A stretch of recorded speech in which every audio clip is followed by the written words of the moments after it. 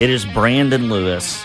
We've got a lot of stories that we're going to cover today, some of which may shock you.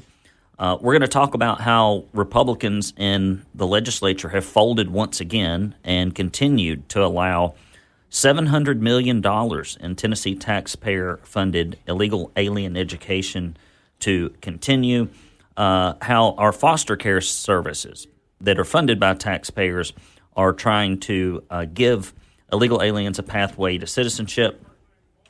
Reaching back a little bit for some stories you may not have remembered, how Governor Lee thinks that your constitutional rights are completely dispensable if he deems there to be an emergency, and how he failed to sign a great law protecting your rights that went into effect anyway. How, for whatever reason, because the grassroots has risen up, that they want to take away the power of parties to select their own candidates. We got stories on getting high in Tennessee, which hopefully some of you aren't doing if you're on the job. Other laws that went into effect, how legislators continue to go after homeschoolers while government schools are falling apart. And we're going to find that we've got some pretty safe cities here in Hamilton County, none of which are Chattanooga, and we're going to run through the top 20 safest cities in Tennessee and remind you of one of the stories that got the most hits on the website, and that is a Hamilton County teacher who is the principal of East Ridge Elementary finally hung up his drag queen shoes so that he could educate and provide moral guidance to your kids in government education, banning the statewide property tax, and a lot more. So we had a bill that was being brought to the legislature because the biggest expense that illegal aliens pose to Tennesseans is the taxpayer-funded education that we continue to allow, even though our schools are undercrowded and, according to Democrats, underfunded. And it was being carried by Bo Watson, who has had a lot of courage and who's continued to fight for this, and my hat's off to him, and William Lambert.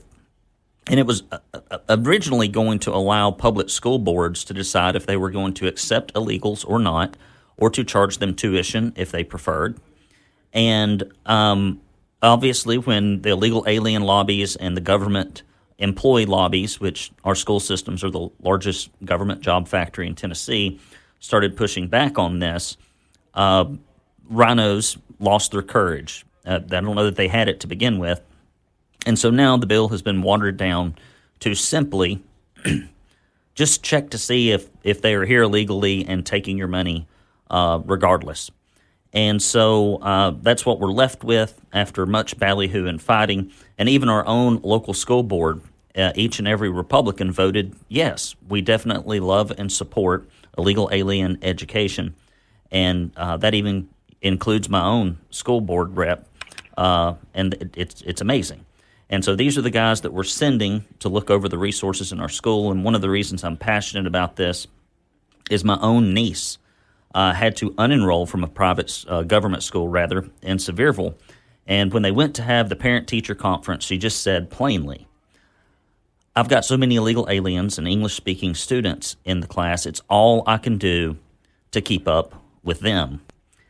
And this is a big issue for kids that are stuck in cramped schools. Guys, we're back again. Paige Wally and Todd Gardenhire, and many of you, probably half of you in the listening audience, have Todd Gardenhire as your state rep if you're a Republican. And he thinks it is a great idea if we celebrate Pride Month in Tennessee schools and if we display the flag. And he has repeatedly refused to vote to stop that. Further, Todd Gardenhire recently had another wonderful vote that was basically said that we shouldn't even check the immigration status of the illegal aliens in Tennessee schools so we know how many are in there, because it only costs you $12,000 a year per pupil, and the schools are overcrowded and lack resources. So those are some of the folks you have serving you as Republicans. They'll never put it on a yard sign or a postcard that those are their positions, which is why you got to keep up at TennesseeConservativeNews.com, and you can click that subscribe button. And if you enjoy what we do, if you appreciate what we do, you can also wander over to the support button, because the only reason we can tell the truth is because we are the only subscriber-funded publication, to my knowledge, in the state of Tennessee that doesn't take special interest money. It's Brandon Lewis here. You know, getting into the Wayback Machine, we had a few interesting stories from the legislature, one of which was that a bill was brought by Senator Mark Pody and Representative Rusty Grills, and it essentially said that emergency actions in Tennessee could never trounce our constitutional rights, like the freedom to gather, the freedom to worship, the freedom to earn a dollar, to run your business. And we were told by our elected officials at the time in Hamilton County, especially Jim Coppinger, one of the only Republican county mayors in the state of Tennessee, to really just take away people's rights, to send contact tracers out there. You got to mask yourself. The vaccine stopped transmission. Social distancing is real. We were told all that by our elected officials, from the governor all the way down to the county mayor, none of which of it turned out to be true. And in the meantime, we lost about 27% of small businesses across Tennessee, making these folks some of the worst folks with a record for small business. Yet they are still in office and often lauded and applauded at the Bless Me meetings of Republicans all across Tennessee when they get together. We have short memories, and so this bill went through, and it was passed. It's a shame that even though our elected officials swear in their oath of office that they won't do certain things, that they get in there and do it, but it did go into law, and it was passed. However, Governor Lee refused to sign it. And we've never received a sorry, we got it wrong, our bad, guys, our bad. We didn't mean to mask the kids and stick them at home, and we didn't mean to shut people down. And occasionally you will still see folks out in department stores riding around in their cars by themselves with masks on. And this is the type of psychological trauma that we experienced during that, what I would consider the darkest hour in Tennessee politics as long as I've been involved, which is what got me back involved in politics after a 6-year hiatus after Congressman Desjardins' race, where I ran his reelection campaign, and then a few others here locally. And so I think it's important that we don't forget the electorate tends to have a memory that is roughly the duration of a drunk goldfish, and they don't remember these things, and time elapses, and they can't remember. And so we are often doomed to repeat the same mistakes. We got a caller calling in here. Benson, what's on your mind, buddy? You're on the Talk Monster. Well, hey, I got your email, said you were going to be on the radio today, and I always enjoy touching base with you. I'm up here in Jefferson County. You've been up here quite a few times. And do you run a asphalt and drywall or dry ceiling business? You don't, do you? Yep, that's me. That's you. Me. See, I do remember things occasionally, Benson. So what's on your mind? Well, a couple things. And I want to thank you and Tennessee Conservative for being here. We moved here and just after COVID, and I believe that's kind of right after when you started really picking up steam. And you're really the only voice that the state that I'm aware of that kind of gets out the conservative opinions and so on. So I just want to thank you for all the work that you do. But one of the things that does bother me, and I don't know, maybe you've covered it, I haven't been listening to the show, but what I don't like is I came from California, and they had a supermajority there, and I thought, man, I'm going to move to Tennessee, and they've got a supermajority Republicans, and man, this is going to be great. And I get here, and David Seal, and talking with him, he was very, very kind and met me, and I started listening to yours or watching your the information you put out, and they're just a bunch of rhinos up there. It almost feels like California. The things that actually make it through committee, that get to the to the floor, is it's much like a California. I mean, I don't know who's running the state. I don't know if it's the elected people or the or who, but I mean, it's demoralizing. What could be done in the state and just isn't. It's just left on the table. We could have a conservative utopia here, if you will, if given the chance, or if these elected officials were truly Republicans, if you will, or they're certainly not conservative by any means. So and I just found out and maybe you've covered it too, but we have Jesse Seals is our newly elected senator, and I guess what was that bill that they just passed, or like I think you may have just been talking about it, where they, they can't be challenged or yeah. So essentially, your GOP representatives in the state House and Senate have made it to where Tennesseans can't challenge constitutionally opposed, meaning if something is being passed that's unconstitutional, you can't challenge it. You can't challenge it until you have received some kind of harm, meaning you've got to wait until the thing has happened to you, and then you've received some kind of remunerative harm before you can challenge the law. And so to me, any time that the government wants to pass laws and not give constituents the ability to redress, that's a big problem. And Jesse Seal has been a disappointment compared to Frank Nicely. I hated to see what happened to him right before he passed away, because he was consistently conservative. There were a few times that we were at odds, but you'll have that with any lawmaker. So I will say this, Benson, that people that are recently elected are at their most vulnerable their first year around. And so I would get together a group of people, start meeting in earnest in Jefferson County, put together a Jefferson County conservatives group, find the folks that actually want to engage, because these state and local races can be easily won with a good plan and a small group of grassroots folks that bring everything together. Benson, thank you for calling in. This is Brandon Lewis. We're going to take a short break. We got a quick story here. If you are a joker, if you are a smoker, if you are a midnight toker, there are some Tennessee laws that are changing the cannabis market, basically for a few years because of some of the agricultural federal rules. President Donald Trump legalized the sale of cannabis products with THC levels of less than 0.03. But now we have some different things coming in, and Senator Richard Briggs likened the cannabis industry to the Wild West. During the 2025 session, he sponsored a bill which removes the regulation of hemp products from the Department of Agriculture and gives it to the Alcohol Beverage Commission.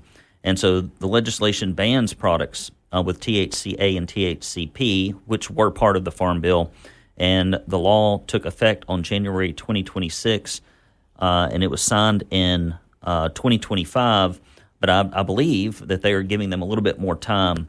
So if you're going to get out there and see all kinds of phantoms and whatever else that this stuff induces, make sure that you get to the stores before they take it off the shelf, I suppose. And a good segue to having Travis here, just as many of the good products at these merchants go up in smoke, so do the promises of Republicans once they get elected. Stories like this, which topped the charts over the last 6 months. A fourth-grade math teacher in Hamilton County moonlighted as a drag queen for nearly 10 years, but hung up his heels. I don't know how that works. Jonathan Berry, who completed an expiring assistant principal lead program in April, announced he's not going to do that anymore. And as an interview, now his stage name was Stacy Wrecked, and said it was. This is his words, that the guy that is leading this school is the erection of perfection, and the S in SAS, I don't know what that means, but nonetheless, these are the types of folks that we have leading our educational institutions in Hamilton County. I can't imagine why our test scores are in the toilet in many of these schools, and we're graduating functionally illiterate kids after about $150,000 in 13 years of quote-unquote education where everybody gets a diploma.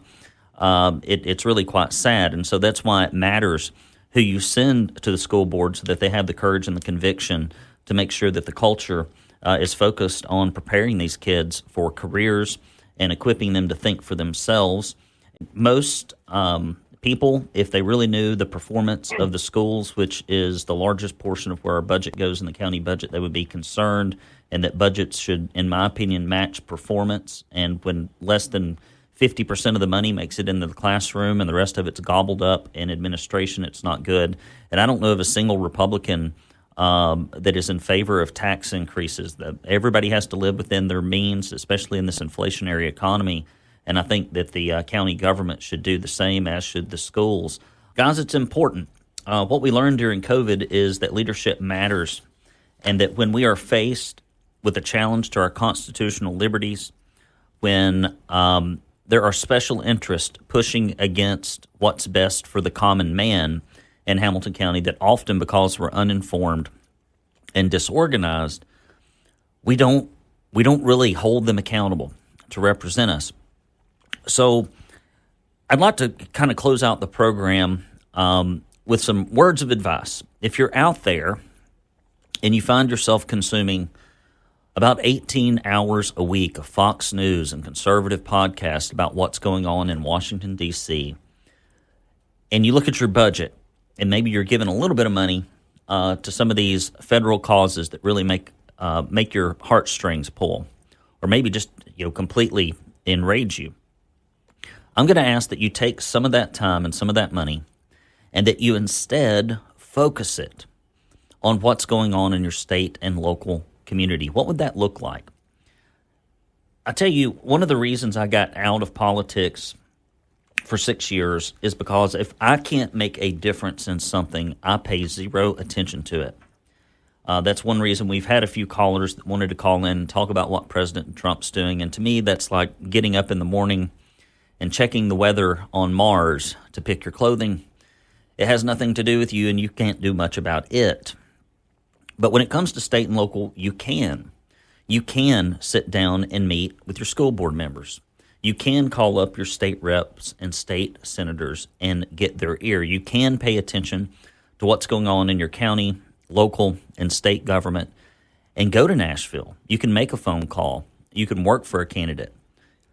And I promise you that every hour that you spend, every moment that you spend, every dollar that you spend supporting a local or state candidate will make a tremendous difference compared to peeing that money away on a lot of the federal issues. And so I've often said that I can tell if someone is conservative primarily by looking at two things. I can look at their calendar, and I can look at their bank account. And if they've invested nothing in making their community better in local races and local legislative efforts, if they've spent no time knocking on a door, making a phone call, putting out yard signs, and supporting candidates in their local area, chances are that, like a lot of people in our culture today that quote-unquote identify as something they're not, they identify as conservative, but they don't really live in a way that advances conservatism. They couldn't tell you. They couldn't point to anything that they had done to make a significant difference. And so I'm encouraging all of you who tune in to Yaffee Live to find a candidate, to find a cause, to find something you can get behind, and to simply shift your focus a little bit to make a difference. I'd like to close out with a couple of good stories, at least in my opinion, that have come down from the Tennessee State Legislature, and it is because of the consistent efforts of grassroots conservatives over the years. The first one is the Tennessee House voting in favor of banning a statewide property tax. Property taxes irk me to no end because I have paid off my house twice now, the new one that I built up on Signal Mountain and the one that I used to live in Brainerd.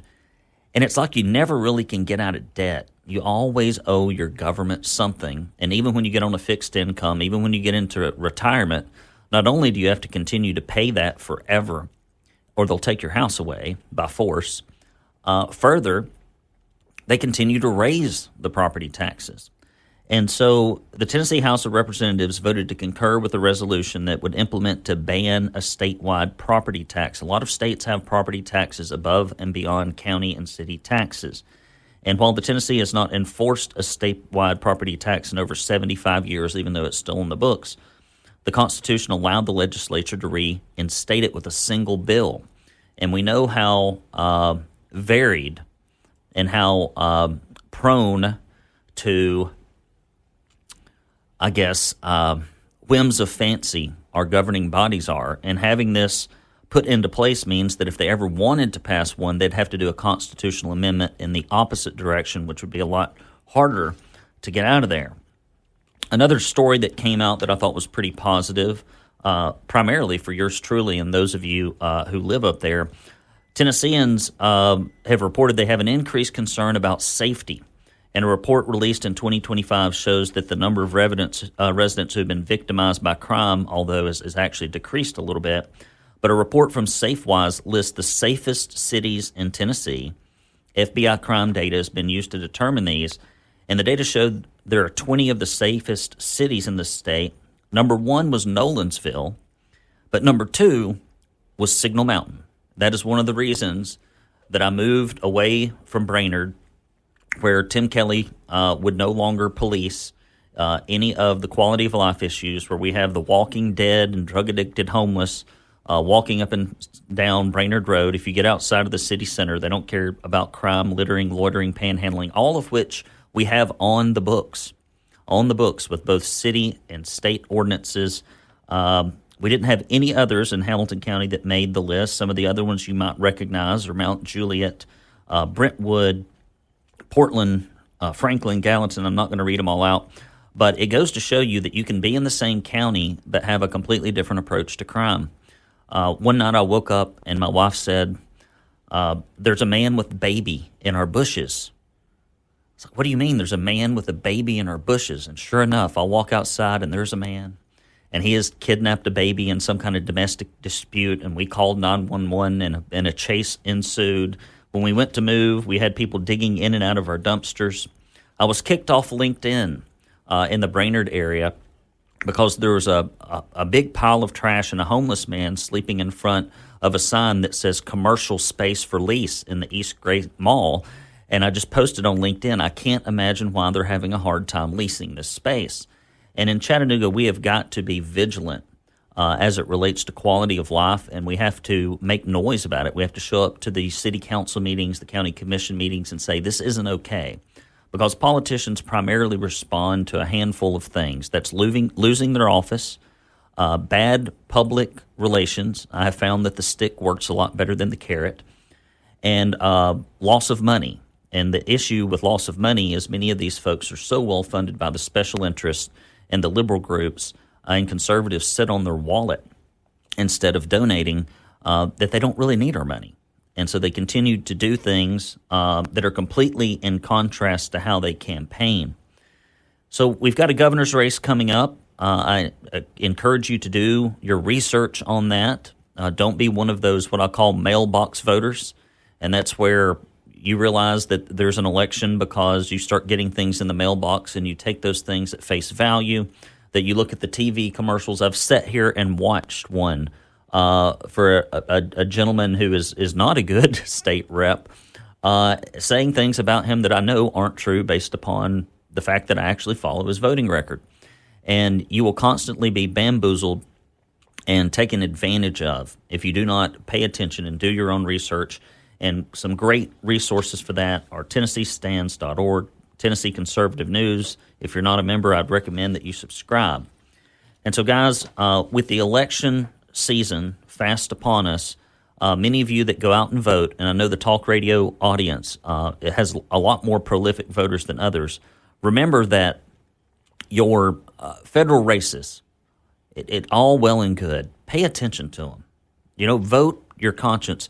But don't spend, 50, 60, 70, 80, 100 hours a year consuming information about things going on in Washington that you have very little control on, and then assigning very little time and very little money to focus on the things that you can control. Just as you make sure that your own household is in order and that things are going well for your family before you try to help anybody else, you got to do the same in your own backyard. And that's really what our show has been about today. And I'll close out with this from something that came in through the text monster, and it says, "This is the best radio show ever. Can you fill in for Yaffee again soon? I love all the conservative talk." Well, guys, I love you too. This is Brandon Lewis. Until next time, signing off.